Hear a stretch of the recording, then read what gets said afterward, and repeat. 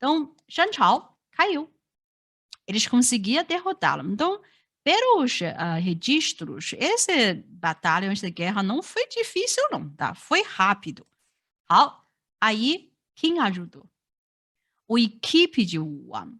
Podemos ver que quem ajudou ele, que geralmente quando um primeiro rei de alguma dinastia, ele começa a construir aquela dinastia, com certeza ele tem uns equipes, tem uns gente, talento, já ajudou. Então, vamos ver o que que é, tá? A gente conhecia o primeiro rei de Shanchao, que é Tan. O ajudante dele, o mais famoso, era o que? Yi Yin, não é? Aquele primeiro-ministro que sabe tudo. Agora, vamos ver. Uma figura muito importante. Jiang Shan. 好， Jiang Shan é uma figura legendária. Na China, muita gente conhece ele. Mas uma pessoa que não conhece a história, nunca ouviu de falar de dinastia Zhou, todo mundo conhece ele. Porque ele é uma figura já aparecendo em tantos filmes, em romances, em tantas séries, como uma pessoa, o quê? Inteligente, diferente. Especialmente, ele é muito bom em o quê? Planejar. 好， aí, Jiang Shan, a gente chama ele o braço direito de Wuhan. E por causa dele, podemos falar por causa dele, aí eles ganharam guerra. 好， então, no lado aqui eu tenho um desenho de dinastia Ming-Chao. Tá falando a história que quando Wuhan encontrou Jiang Shan. Como é que é a história de Jiang Shan? Ele fica tão conhecido.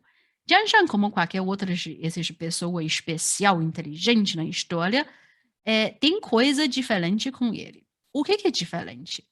Jiang Shan tinha má sorte a vida inteira. Como assim? Inteligente? Tudo bem. Mas ele conseguiu algum emprego importante? Não.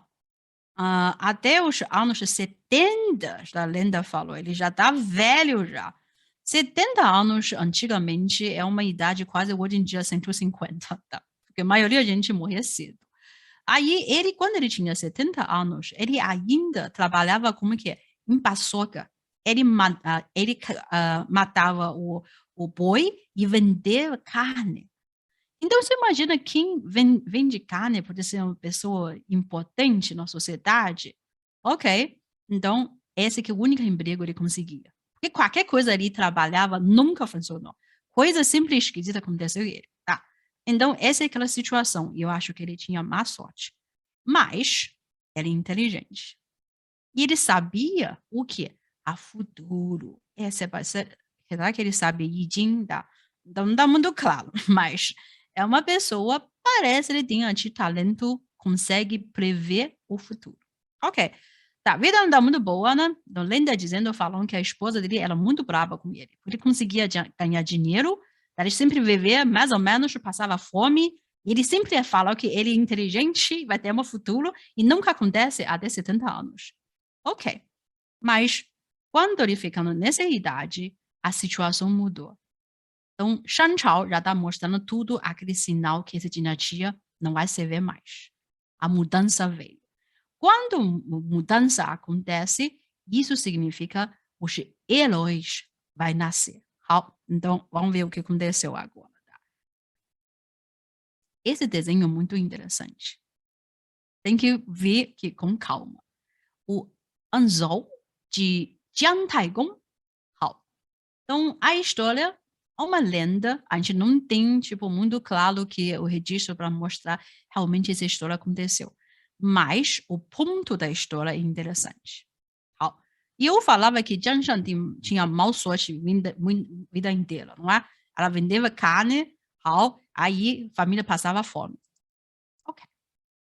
Quando eu ouvi o Wuhan, agora seria que futuro próximo, o primeiro rei da dinastia Zhou Chao, que está concentrado, planejando que mudar a sociedade para tirar aquele rei do rio, ele está planejando para derrotar o dinastia Shan Chao. Ele ouviu isso. E lembra que ele é um talento, ele é inteligente? O que ele fez? Ele decidiu pescar. Pescar? Sim. Pescar o quê? Como? A pescar dele é muito diferente, tá? Ele ainda dizendo que ele ficava no rio. O que ele usava para pescar? Quando de pescar o peixe, a gente vai precisar um anzol, não é? Então, normalmente, anzol, vamos falar que eu vou fazer um desenhozinho para a gente entender, tá? Esse desenho que realmente ele é assim mesmo. O anzol você não deveria ter tipo, um ganchozinho assim, não é? Assim que você pegar peixe. Mas agora, olha, esse anzol de Jantaigong, de Janshan, ele não parece um gancho nenhum, não é? E assim, tipo, uma agulha direta, reta, e assim que você vai conseguir pegar peixe ou não? Não tem problema não. Ele ficava lá no rio, tá? E usava esse gancho, tá? Esse anzol reta, parece um agulho, e dizendo que ele está pescando. 好, essa é uma coisa que levanta uma dúvida. Por que ele fazia isso? Porque ele ficava lá que o dia inteiro e usando esse anzol, que não é um anzol, na verdade, para pescar. É para quê? Esse é um ato muito interessante, não é? Então, qual a situação? O Wan estava procurando um talento, tá? Planejando o campanha para derrotar o Shan Chao. Ele precisava muito gente poder ajudar.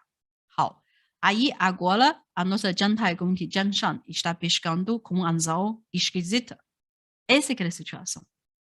Aí eu quero saber, gente, o que vocês acham porque ele está fazendo isso? Essa é uma história muito famosa, tá? Então, tá usando esse anzol, que é um gancho, não é gancho, e todo mundo olhando, porque esse ato parece uma coisa esquisita. Então, tem um velhinho lá, aquele a casa que vende carne, aí nunca conseguiu nada na vida, agora tá pescando com esse anzol, ele deve estar enlouquecido, 是不是? Eu tô não pensando assim. Aí minha pergunta é, o que vocês acham? Alguém tem uma opinião? Por que ele fazia isso? 为什么? Por quê? Tem razão? Ó, eu vou perguntar, tá? Márcia, o que você acha? Oi?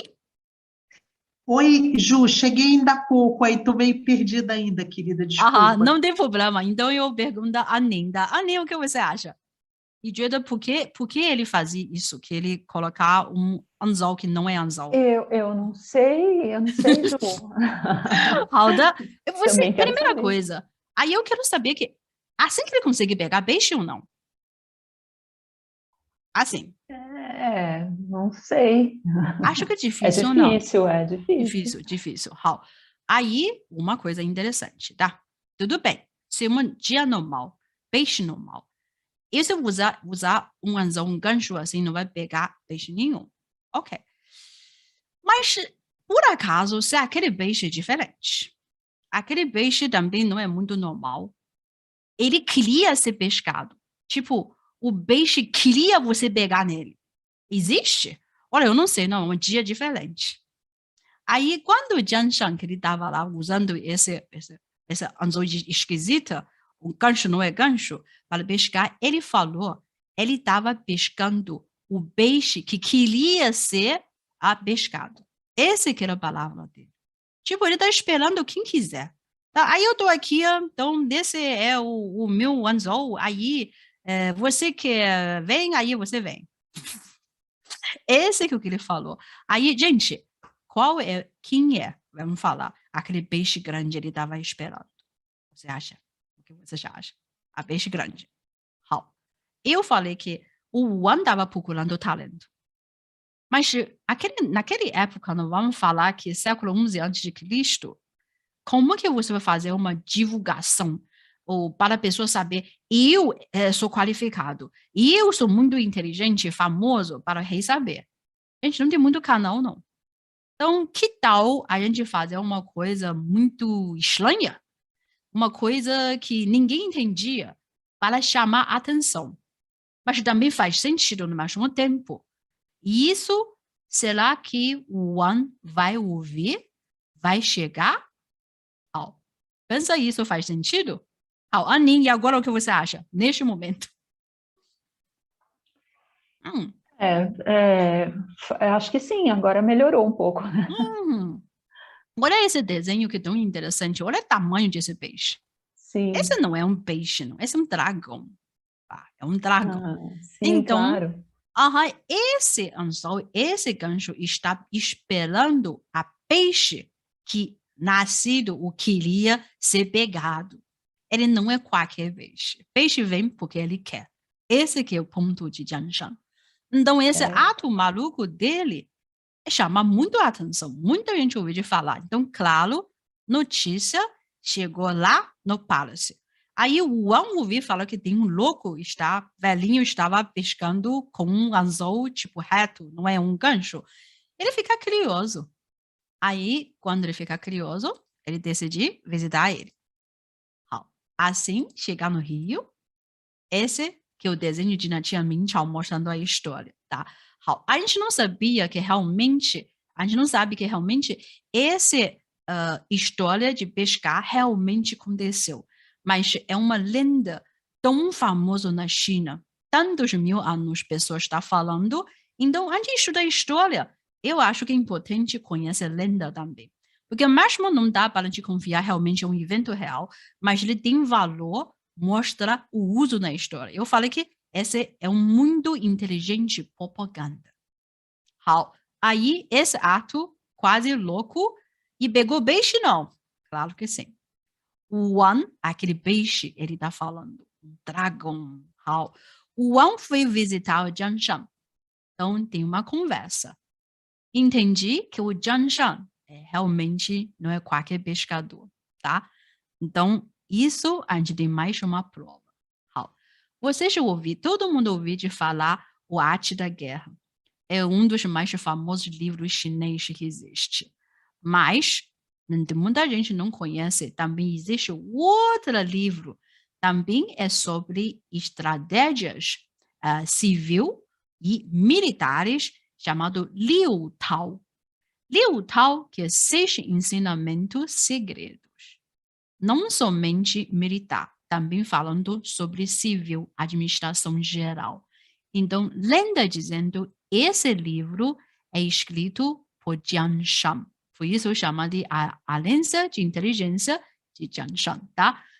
Mas a Dou falou que o Jiang Shan, essa é uma lenda. A gente não tem muito data claramente mostrar que realmente foi ele.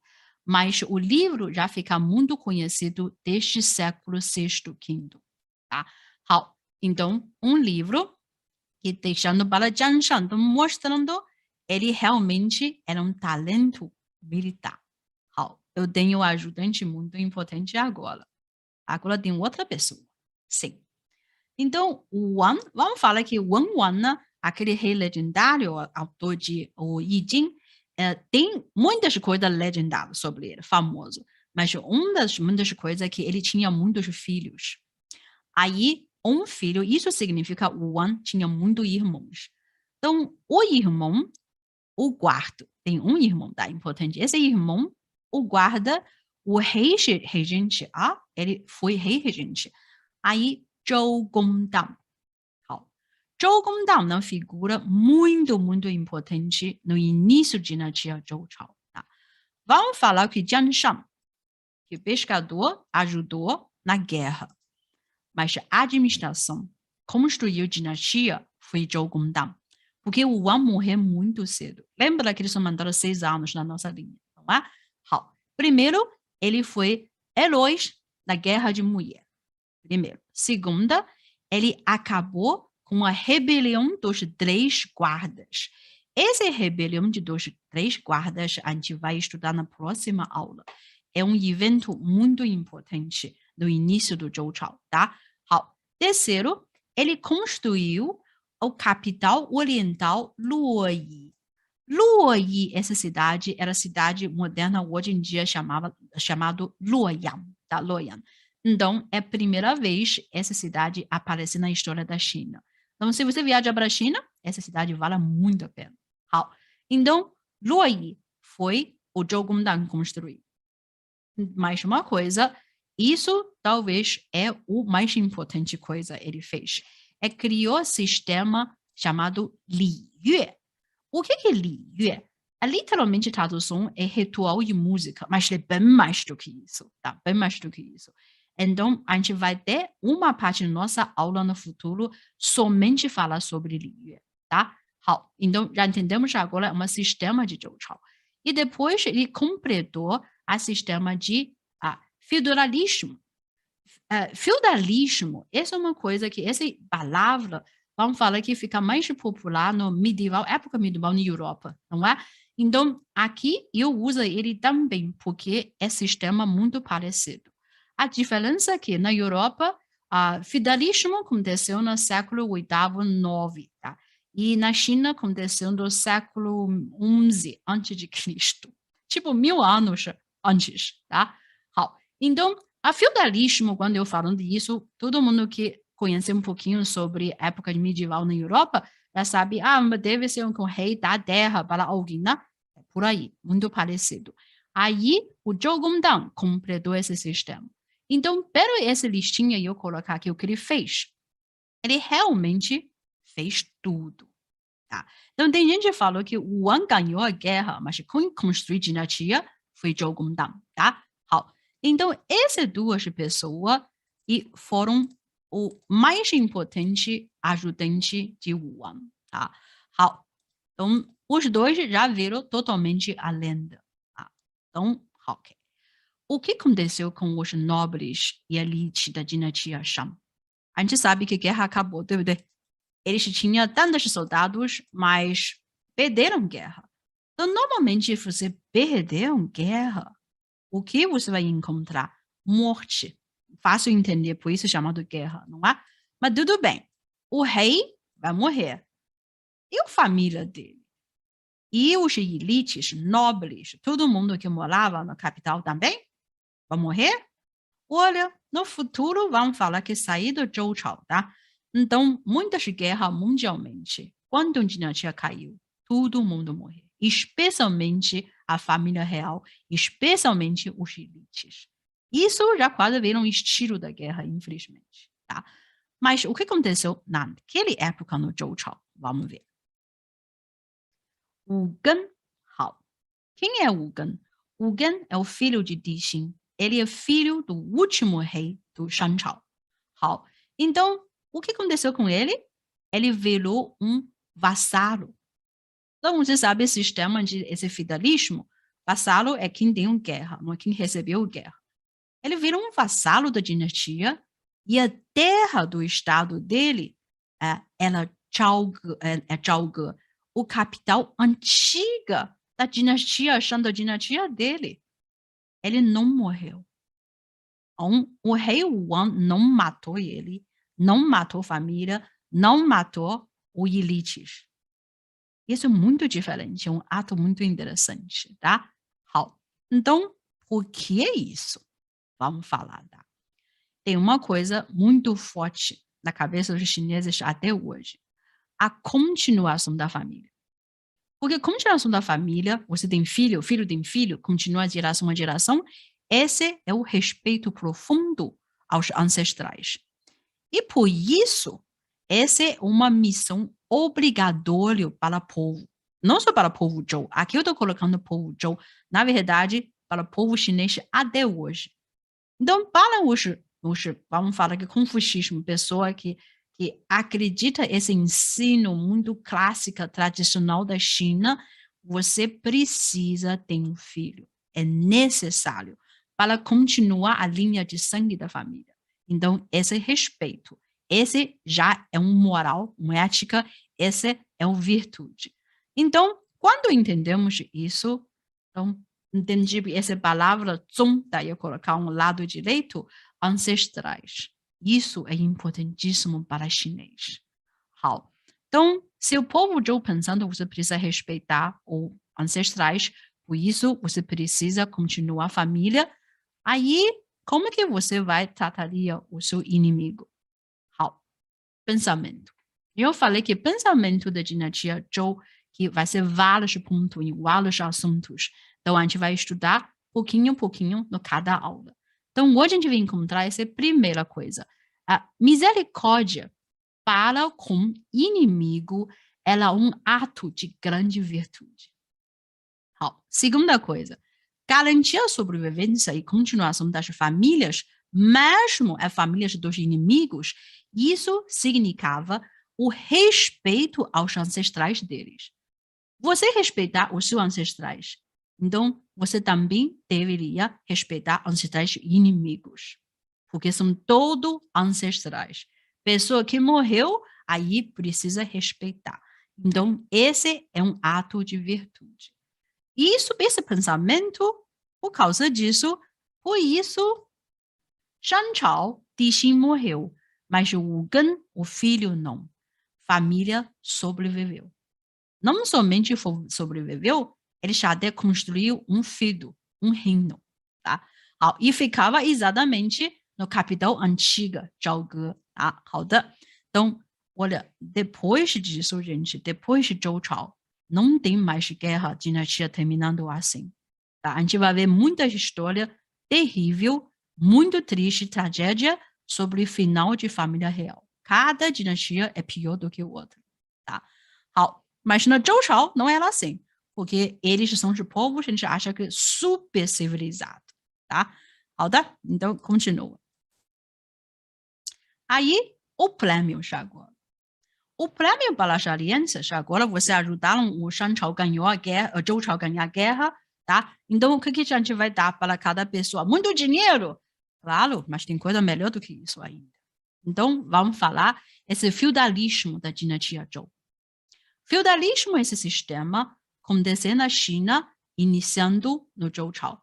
Na verdade, ele continua por muito, muito tempo, em várias dinastias, só que quando o tempo passando, em cada dinastia ele pode ter um pouquinho de diferença, pode ter alguma mudança, às vezes adaptação, mas geral, o feudalismo, eu acho que até no final do século XIX ainda existiu parcialmente, tá? Mas iniciando o Zhou Chao. Aí vamos ver o que acontecer. Tá? Então, essa tabelinha um pouquinho confuso, mas ele é muito importante, porque agora aparecer os 3 tios. Vamos ver aqui, tá? Então, eu tenho a terra da Dom Grande, acabamos a guerra, aí vamos dar um prêmio para os quem ajudou. Primeiro, claro, a gente vai mandar Jiang Shan, não é? Então, Jiang Shan ajudou a essa guerra, então ele recebeu parte do feudo dele, era chamado Qi, tá? Então, esse é Jiang Shan, vassalo Jiang Shan. Depois, temos Zhou Gongdang. Zhou Gongdang é o irmão do Wang. Tá? Eu falei que ele praticamente construiu dinastia. Então, claro, ele tem uma terra, está no terra Lu. Tá? E depois, temos mais um tio, esse é mais um irmão do Wang, que lembra que o Wang tinha muitos filhos, não é? Então, esse é Zhao Gongshi. Então, Zhao Gongshi, ele ficava lá em cima no norte, que, chamado Yan. E depois aqui eu tenho os 3 tios. Nós chamamos de tio, esse porque eles foram os irmãos do Wang. Aí o rei depois, que chamava eles de tio. Aí finalmente tio virou o nome deles. Então, temos o tio Du, ele ficava no lado Cai, tá? Aqui esse tio Du. E depois eu tenho o tio Xian, que fica no Guan, tá? Então esse é o segundo tio. Aí, terceiro, tio Huo, ele fica no Huo. E, finalmente, temos o príncipe, lembra o Gen, o filho de Dixin, que era a dinastia Shan Chao, ele ficava aqui no Zhaoge, que é a capital antiga da dinastia Shan. Então, desse jeito, para a gente dividir, o capital do Zhou Chao está aqui, Haojing, tá? Então, quando a gente vê esse mapa desse jeito de divisão, o que chama muito a atenção? Mesmo você tinha que esse moral, esse acredita que a gente deveria que garantir a segurança, a sobrevivência do nosso inimigo, que é o Shan Chao. E eu deixava o príncipe ficar aqui na terra antiga deles. Mas, pensando no outro lado, vamos ser realistas. Essa pessoa foi derrotado na guerra. Será que ele vai ser leal? Vai ficar em paz e nunca queria fazer alguma rebelião contra a dinastia Zhou Chao? Então, vamos precisar de algum tipo de segurança. Então, o que eles fez? Eles dividiram, tipo, capital era Zhaoge, só que região de Zhaoge, eles dividiram ele em 3 partes, assim, ó. Exatamente controlando pelos 3 tios, tipo, 3 irmãos de Wang. Então, esses 3 tios controlando cada lado, na verdade, dizendo que é para ajudar, tá? Na verdade, é para monitorar, para olhando esse jogo, esse príncipe Wugan, se realmente ele vai fazer uma coisa contra a dinastia ou não, tá? Aí dividiram em 3. Aí o outro lado, em cima, a gente teve mais um tio que é Zhao Gongshi. Aí depois temos nossa muito famoso pescador Jiang Shang. E depois tem o famoso Zhou Gongdang. Essa pessoa, cada um tem seu lado. Você viu como que acontece agora. Então, a terra de Zhou Chao foi dividido, neste momento, 1, 2, 3, 4, 5, 6, 7, 7 partes. E cada parte uma direção. Aí, não somente você dá uma terra para esses vassalos, mas também parece você deu um trabalho, porque lembra, vassalo tem obrigatório o quê? Defender a terra, não é? Então, na verdade, você dividir a terra como prêmio, mas você também dá obrigatório dar trabalho, missão para eles defender o reino. Então, esses reinos, tá? Então, todos esses lugares de feito, finalmente viram um sistema para defender o reino Zhou também, ok? Esse é o pensamento. Então, quando eu estou falando, não, você dá essa terra, o feudo para o cada um deles. Então, quem conhece esse sistema de feudalismo sabe, quando mandar uma terra para você, não é só uma terra, não. É o que na terra que mora lá também. Isso significa que aquelas pessoas que fazem deles morar naquela terra, tudo seu, não é em sistema, não é em sentido de escravo, tá? Eles não são escravos. Não. Isso significa você pode, o que a gente, receber imposto dessa pessoa. Então, essas pessoas mandava, pagava imposto, aí você, que quem é vassalo, e também vassalo que vai pagar imposto respeito para o rei central aqui no Zhou Chao, tipo, para o filho celestial, para Tianzi, tá? Então, eu falando isso no início do Zhou Chao, e esse sistema, mais ou menos, já tem uma ideia que no futuro, quando a terra ficando maior, então, aqui a gente pode ver tem mais esse filho, um reino da estado está aparecendo. Então, cada vez a terra fica maior e até mais vassalos aparecer. Então, mais vassalo, mais gente. Aí, país, na teoria, eu tenho cada lado que normalmente, quem são esses vassalos? Sim, minha aliança, iniciando, me ajudou a conquistar a dinastia, mas também geralmente são os irmãos, tipo minha família. Então, no futuro, vai ser sobrinho controlando a terra. Então, na teoria, Zhou Chao realmente está muito seguro, não é? Então, a única pessoa que talvez não pode ser tão leal, não gosta tanto da gente, é aquele príncipe da dinastia anterior. Mas ele fica no centro. Todo mundo está olhando nele. Aí a gente está seguro. Isso que é um design, vamos falar, plano de Zhou Gongdang.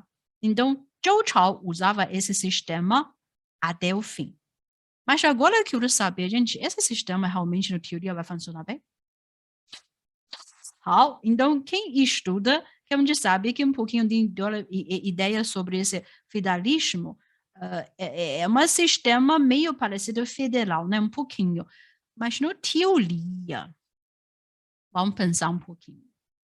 Essas pessoas, vamos mandar eles da terra de cada um, tá? No feudo deles, eles são prática, o dono da terra é um rei, tudo bem. E vamos falar, primeira geração, essas pessoas conheciam aquele Tianzi no central, não é? Aí são leais. Mas agora passou segunda geração, terceira geração, quarta geração. E aqui no centro, o rei do Zhou Chao também mudando.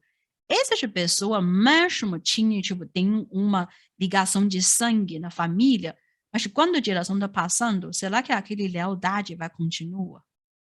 Não, porque você dá, eu posso controlar essa terra. Qualquer momento eu chamo as pessoas, vêm, eles vêm. Vai ser sempre assim?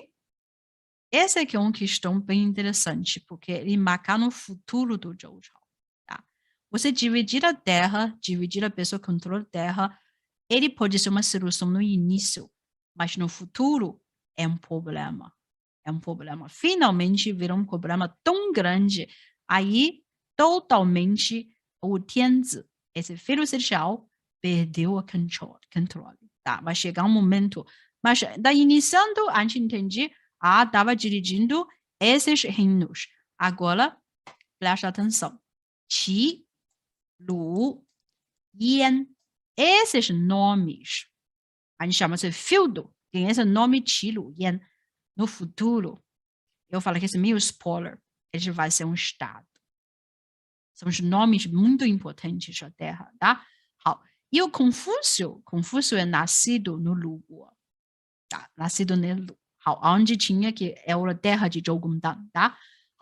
Então, cada pessoa e muitas figuras no futuro a gente vai ver histórico, eles nascendo em cada feudo. E esse sistema feudalismo de Zhou Chao, no início eu falei que ele até funcionava, mas não por muito tempo, ok? Então, entendemos isso? Finalmente, os livros de uso. Então, famoso Shanshu, tá? Então, o livro de documentos famoso. Depois tinha Yi Jing, da Guo Yu.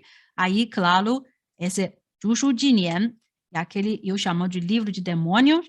Aí, Shi Ji, da registro dos historiadores. Então, esses livros, marcando nossa história até dinastia Han Chao, isso significa até século I. Então, por muito tempo, essa lista é o principal fonte que eu uso para falar nossa história, tá? Então, história de hoje, entendemos até nesse ponto, Zhou Chao, uma dinastia, começar a história deles. Aí, cada tio, porque todos irmãos, controlam terra, aí, no central, todo mundo é leal para a dinastia Zhou. Mas eu já falei que esse pode ser um problema no futuro. Ok? Então, nossa aula hoje até aqui. A semana que vem, a gente vai continuar com mais história sobre Zhou Chao. Nessa vez, eu já falei, tá? Hoje, um pouquinho, aviso que um pouquinho spoiler. Esse três tios, lembra eu falei que Zhougongdang, ele acabou a rebelião de 3 guardas? Quem é aquele 3 guardas? Esses 3 tios, gente. Olha, tio, vai ter rebelião? Tá. Então, esse foi um evento, era muito confuso, era muito complicado. A gente vai estudar, chamado Sanjian Zhiluan, tá? Então, no futuro, cada reino vai ter problema. Olha, no futuro, finalmente, hoje é a primeira vez que eu mostro a mapa mais simples do Zhou Chao. No futuro, quando aumentando o número de vassalos, aí cada vez vai ter mais terra, mais gente, finalmente vai chegar, a gente vai separar cada feudo, cada estado. Eu vou falar, hoje aula só sobre esse estado. Outro dia, aula só sobre aquele estado. Eles são tão importantes, a gente tinha que estudar e separado um por um. Porque cada um marcar um período muito importante. Os eventos, tá? As figuras interessantes aconteceram muito nesses reinos. E Qiguo e Luguo, primeiro e Yanguo também, tá? Esses primeiros 3 são os primeiros original do estado. Então, tem um apelido no finalzinho de Zhou Chao que chamava que o combate dos estados. Você acha onde vem esses estados? O original era o feudo. Depois, eles acham que eles são rei. Então, tinha gente, no final, se chamava rei já. Aí, especialmente na oeste do reino, nessa época, ainda era Zé Ninguém. Tem um reino chamado Qingguo. Era ninguém. Eles são um dos esses, acho que sem nome, não tem nome. Ninguém sabe quem eles são. Eles são um reino pequenininha, fica lá na oeste. Mas olha, a posição deles é muito importante. Eles ficam na fronteira, não é? Aí, nesse lado, são o quê? Todos são aqueles nômades, da norte-oeste. Isso significa que esse reino tem uma missão muito importante, vida inteira, contra essas pessoas que lhe atravessam a Grande Muralha. Grande Muralha vai começar daqui a pouco, sim. Tá? O problema já vem, tá? Então, esse é o lugar de ver. Aí, no sudoeste, a gente tem mais um reino chamado Chuguo. Chuguo, eu falei que Qingguo era Zé Ninguém. Chuguo era a terra dos selvagens. Mas no futuro, grande reino levantar, grande reino. E esse 出国 vai dar muito trabalho, gente. A gente vai estudar especialmente sobre eles. Eles são tão diferentes, comparar com o resto da China, tá? No início, muita gente de Zhou, eles não consideraram 出国 são, tipo, pessoas civilizadas. Mas tinha razão por eles falar assim, tá? 好的? Então, hoje, nossa aula tá aqui. Semana que vem, a gente continua, tá?